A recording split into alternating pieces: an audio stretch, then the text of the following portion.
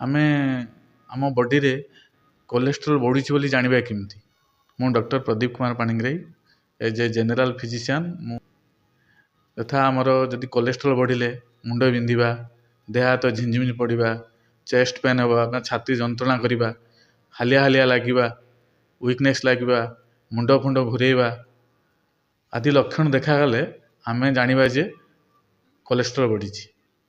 ଆଉ କାହିଁକି କୋଲେଷ୍ଟ୍ରୋଲ ବଢ଼େ?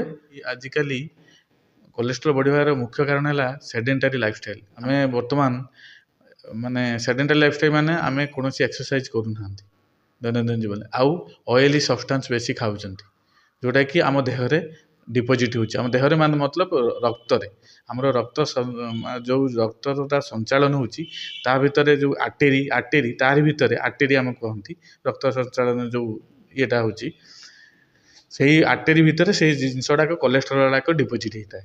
ଆମେ ଜାଣିବା କେମିତି କୋଲେଷ୍ଟ୍ରୋଲ ହେଉଛି, ଗୋଟେ ହେଉଛି ଗୁଡ୍ କୋଲେଷ୍ଟ୍ରୋଲ, ଗୋଟେ ହେଉଛି bad cholesterol. Cholesterol good cholesterol କୋଉଟା? HDL, ହାଇ ଡେନ୍ସିଟି ଲିପୋପ୍ରୋଟିନ୍ ତାକୁ କହନ୍ତି। ଆଉ ବ୍ୟାଡ୍ କୋଲେଷ୍ଟ୍ରୋଲ କ'ଣ? LDL, low density lipoprotein. Cholesterol TG, triglyceride. ଏଟା କାହିଁକି ବଢ଼େ? ମେନଲି ଆମର ଏଇ ତେଲ ଛଣା ଜିନିଷ ଖାଇଲେ TG ଫିଜି ସବୁ ଜିନିଷ ଗୁଡ଼ାକ ବଢ଼େ। କୋଲେଷ୍ଟ୍ରୋଲ କ'ଣ? ବଟର ଫୁଡ୍, ବଟର ମାନେ ଘିଅ, ମାନେ ଘିଅ ମତଲବ ଇଏ ଗୁଆ ଘିଅ ନୁହେଁ, ଏଇ ଯେଉଁ ଘିଅ ମାର୍କେଟରେ ସବୁ ମିଳୁଛି, ଯେଉଁ ଛଣା ଜିନିଷ ଆମେ ଖାଉଛନ୍ତି, ତାପରେ ମିଠା ଜିନିଷ ଗୁଡ଼ାକ ଯେଉଁ ତିଆରି ହେଉଛି, ସେଇ ସବୁ ଜିନିଷରେ ଆମର ବେଶୀ ପରିମାଣରେ ଏଇ ଯେଉଁ କୋଲେଷ୍ଟ୍ରୋଲଟା ଥାଏ। ତାପରେ LDL ବି ସେମିତି ସେଇ ସବୁ ଜିନିଷରେ LDL ଥାଏ। ବେଶୀ ଫ୍ରାଏଡ୍ ଫୁଡ୍ ଖାଉଛନ୍ତି, ଯେଉଁ ପ୍ରିଜର୍ଭେଟିଭ୍ ଫୁଡ୍ ଗୁଡ଼ାକ, ଯଥା ଆମର ଏଇ ଯେଉଁ କେକ୍, ବେକେରୀ ଫୁଡ୍ ଗୁଡ଼ାକ, ତା ଦେହରେ ବି ଆମେ ବହୁତ ପରିମାଣରେ କୋଲେଷ୍ଟ୍ରୋଲ ଥାଏ। ଆମେ କୋଲେଷ୍ଟ୍ରୋଲର ପରିମାଣକୁ ହ୍ରାସ କେମିତି କରିବା? ବେସିକାଲି ଆମେ ମେଡ଼ିସିନ ଆଡ଼ିକି ଯିବାନି। ଫାଷ୍ଟ ଆମେ ନିଜକୁ କେମିତି ପ୍ରିଭେଣ୍ଟିଭ୍ ଇଜ୍ ବେଟର ଦେନ୍ କ୍ୟୁର, ମାନେ ଆମେ ପ୍ରିଭେନ୍ସନ୍ କେମିତି କରିବା? କୋଲେଷ୍ଟ୍ରୋଲ ବଢ଼ିଲେ ଆମର ବିଭିନ୍ନ ପ୍ରକାର ହାର୍ଟ ଜନିତ ରୋଗ ହୁଏ, ଯଥା କାର୍ଡ଼ିଆକ୍ ଆରେଷ୍ଟ ହୁଏ, BP ବଢ଼ିଯାଏ, ଆଉ ତାପରେ ପେରିଫେରାଲ ଭାସ୍କୁଲାର ଡିଜିଜ୍ ହୁଏ। ତେଣୁ ସେ ଜିନିଷରୁ ଆମେ ନିବୃତ୍ତ ରହିବା ପାଇଁ ଆମେ ଆଇଦର ଆମର ହେଉଛି ମେଡ଼ିକେଟେଡ୍ ହେବା, କିମ୍ବା ଆମେ ହେଉଛି କହନ୍ତି ଏକ୍ସରସାଇଜ୍ କରିବା। କିନ୍ତୁ ଆମର ବେସିକାଲି କୋଲେଷ୍ଟ୍ରୋଲ ପରିମାଣ 200ରୁ ଅଧିକା ହେଲେ ଆମେ ଜାଣୁଥାଏ କୋଲେଷ୍ଟ୍ରୋଲ ବଢ଼ିଲା। LDL ଯଦି ପରୀକ୍ଷା କରିବା ଆମେ ବ୍ଲଡ଼ରେ, LDL ସେମିତି 120ରୁ ଅଧିକା ହେବ। TGର ପରିମାଣ ସେମିତି 160ରୁ ଏଭବ୍ ହେଲେ ସେଟାକୁ ଆମେ କହିବା ହେଉଛି ମାନେ ଖରାପ କୋଲେଷ୍ଟ୍ରୋଲ ପରିମାଣ ବଢ଼ିଯାଇଛି। ଆଉ ଗୁଡ୍ କୋଲେଷ୍ଟ୍ରୋଲ କ'ଣ? HDL, high density lipoprotein. ସେଟାର 30ରୁ ମେନଲି 60 ରହିବା କଥା। ଆମେ 30ରୁ 60 ଯଦି ରହିଲା ତାର ଦେହ ପାଇଁ ଭଲ, ସେଟା ଦ୍ୟାଟ୍ ଇଜ୍ ପ୍ରୋଟେକ୍ଟିଭ୍, ମାନେ ପ୍ରୋଟେକ୍ସନ୍ କରିବ ହାର୍ଟ ଡିଜିଜ୍ରୁ। ଆଉ ଆମର କ'ଣ? ଆମର କୋଲେଷ୍ଟ୍ରୋଲ ବି ଆମର ଫ୍ୟାମିଲିଆଲି ବି ଥାଏ। ଜଣଙ୍କର କୋଲେଷ୍ଟ୍ରୋଲ ତୋର ବାପା ମାଆଙ୍କର ଥିବ, ଏଟା ଫ୍ୟାମିଲିଆଲି ବି ଥାଏ। ଆଉ ଆମର ଖାଇବା ଦ୍ୱାରା ବି ଖାଇବା ଦୈନନ୍ଦିନ ଜୀବନରେ ଆମେ ଯେଉଁ ଜିନିଷ ଆମେ ଏକ୍ସରସାଇଜ୍ କରୁନାହାନ୍ତି ତା ପାଇଁ ବି କୋଲେଷ୍ଟ୍ରୋଲ ବଢ଼େ। ଆଉ ଷ୍ଟ୍ରେସ୍ ବହୁତ ଅଧିକା ହେଲେ ଆଉ ତାକୁ ଆମେ କେମିତି ରୋକିବା? ଆମେ ହେଉଛି ମେଡ଼ିକେସନ୍ ଦ୍ୱାରା ରୋକିପାରିବା।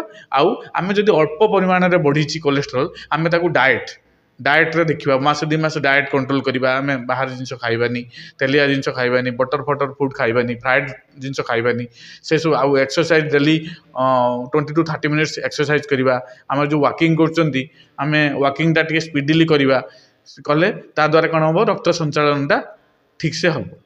ଆମେ ଯଦି ଏକ୍ସରସାଇଜ୍ଟା, ଆମର ଗୋଟେ ହାର୍ଟ ବିଟ୍ ଅଛି, ଆମର ହାର୍ଟ ରେଟ୍ଟାକୁ 100ରୁ 120 ଏକ୍ସରସାଇଜ୍ରେ ରଖିଲେ ତାହେଲେ କିଛି କ୍ଷତି କରେନି। ଆମେ ଯଦି ବହୁତ ପରିମାଣରେ ଏକ୍ସରସାଇଜ୍ କରିଦେବା, ଦ୍ୟାଟ୍ ଇଜ୍ ବି ହାର୍ମଫୁଲ୍, କାରଣ ସେ ବ୍ଲଡ଼ଟା ଶୀଘ୍ର ସାର୍କୁଲେସନ୍ ହେଇପାରିବନି। କାରଣ ଯେଉଁଠି ଡିପୋଜିଟ୍ ହେଇଥିବ କୋଲେଷ୍ଟ୍ରୋଲ ଗୁଡ଼ାକ, ପ୍ଲେକ୍ ଫର୍ମେସନ୍ ହେଇଯାଇଥିବ, ସେ ଆଉ ସାଙ୍ଗେ ସାଙ୍ଗେ ଆଞ୍ଜାଇନା ଫାଞ୍ଜାଇନା କରିବାର, ସଡନ୍ କାର୍ଡ଼ିଆକ୍ ଆରେଷ୍ଟ କରିବାର ବି ଚାନ୍ସ ଅଛି। ଚିନ୍ତା କରିବା ଏଟା ସ୍ୱାଭାବିକ, କାରଣ ଆମର କୋଲେଷ୍ଟ୍ରୋଲ ବଢ଼ିବା ଦ୍ୱାରା ହାର୍ଟ ଆଟାକ୍ ହେଉଛି। ସେମାନେ ସବୁ ସୋସିଆଲ ମିଡ଼ିଆରେ କିମ୍ବା କୌଣସି ମ୍ୟାଗାଜିନ୍ରେ ପଢ଼ୁଛନ୍ତି, ସେମାନେ ସେଥିପାଇଁ ଚିନ୍ତିତ ହେଉଛନ୍ତି। ଆଉ ମେନଲି ଆମର ଏଇଠୁ ୟା ସହିତ ବି ଜଡ଼ିତ ରହୁଛି ଆମର ଥାଇରଏଡ଼୍, ଆମର ହେଉଛି ଆମର ଡାଇବେଟିସ୍, ଯେଉଁଟାକି ଏଇକ୍ଷିଣା ବର୍ତ୍ତମାନ ବହୁଳ ପରିମାଣରେ ଯାହାକୁ ମାପିଲା ବେଳକୁ ସୁଗାରଟି ବଢ଼ି ଦେଉଛି। That is also associated with cholesterol.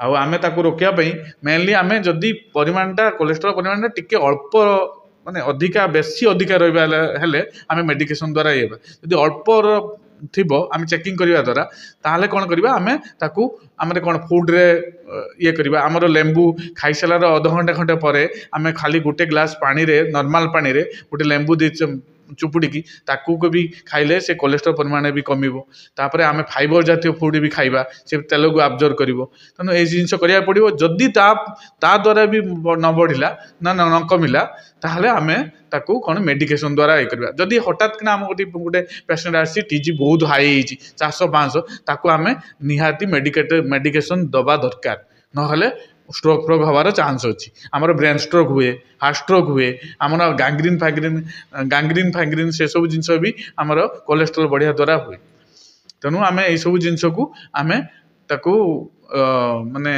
नजर करवा माने आमर खाद्यपेय को नजर करवा आमर होची एक्सरसाइज को नजर करवा आमर लिविंग स्टाइल को भी नजर करवा बेसी स्ट्रेस नबानी आ स्मोकिंग भी करवानी स्मोकिंग भी ऑल्सो एसोसिएटेड होती आमर ये माने कौन जो हार्ट अटैक होची हार्ट स्ट्रोक होची किंबा बीपी बढ़ुची यार कौन कोलेस्ट्रॉल विथ आम जो स्मोकिंग कर अत्यधिक स्ट्रेस नौ राति अनिद्रा होती से उक्त रक्तचाप द्वारा आम बर्तमान प्राय लोक स्ट्रोक होची गोटे स्ट्रोक गोटे कमन हो गलानी समस्त कहते मत स्ट्रोक होगा स्ट्रोकर मुख्य कारण हूँ यही सब जिनस।